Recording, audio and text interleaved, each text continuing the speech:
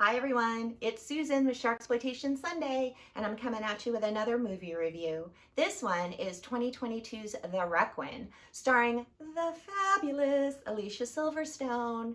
Now, I don't know if you guys remember Aerosmith's Crying video from the 90s when she bungee jumps off a bridge and flips off the gorgeous Stephen Dorff.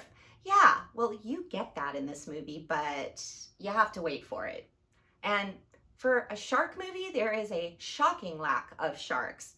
They come around, but again, you have to wait for it. And what do I think about this movie? Well, you're gonna have to wait for it. So let's get into this, but I will warn you, mateys, spoilers ahead. So, like I said, this film stars Alicia Silverstone and a guy that's nowhere near as hot as Stephen Dorff.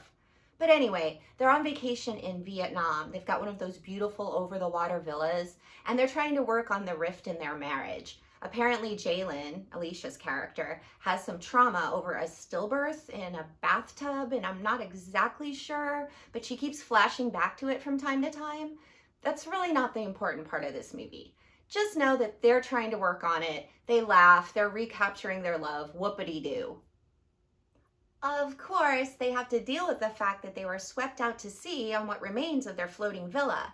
Kyle gets severely injured and Jalen has to do all the heroic shit, which he does, valiantly, by the way.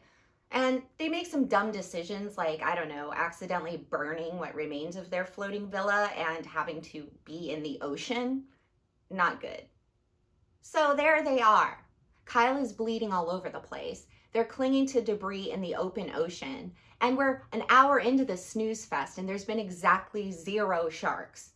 I mean, there's a dolphin that pops up. They gave me a little tease, but that just pissed me off. I mean, how is this movie ever going to redeem itself? How indeed.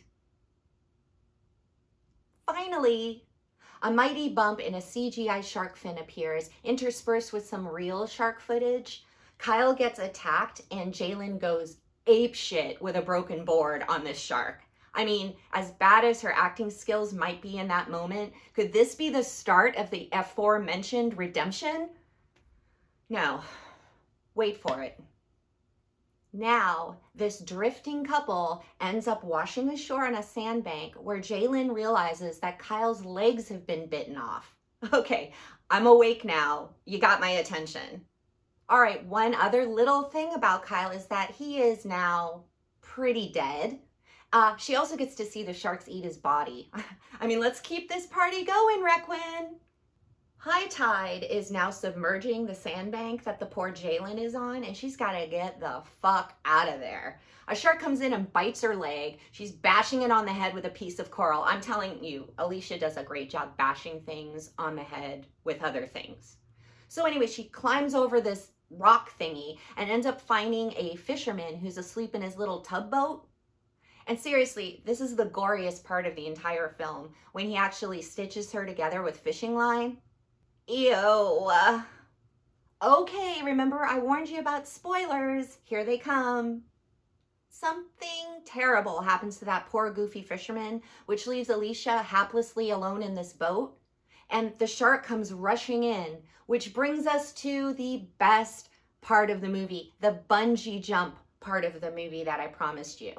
So the shark's coming in, she grabs an outboard motor and turns it into the lawnmower scene from Dead Alive. It's gory, it's over the top, she's screaming like a lunatic. It's fabulous. Okay, it wasn't that intense, but it was reminiscent of it nonetheless.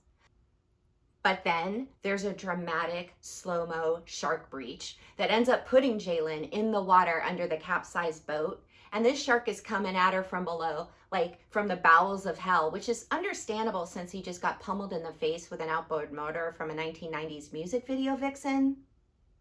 Transformed into a total badass, Jalen sees this shark coming. She takes the anchor rope and starts twisting it around her body, gets the anchor right when she wants it, and when the shark comes up to get her, it ends up going face first into the fucking anchor.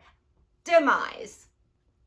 Funny how, yet again, Alicia Silverstone proves that she is the queen of rope play, whether it's maritime or bungee. I mean, she deserves this, you guys. I actually slow clapped for her. In conclusion, this is not really a good movie, but you will be rewarded if you can make it to the end. For some of you, that might still not be worth it, but I'll take whatever I can get from these shitty shark movies. Anyway, if you're interested in my book, Encyclopedia Sharksploitanica, as always, the link will be in the description below. And please like and subscribe, or you can do both, and even leave a comment. Let me know if you vehemently disagree with my opinions. I welcome all comments. I'll see you next time, you guys.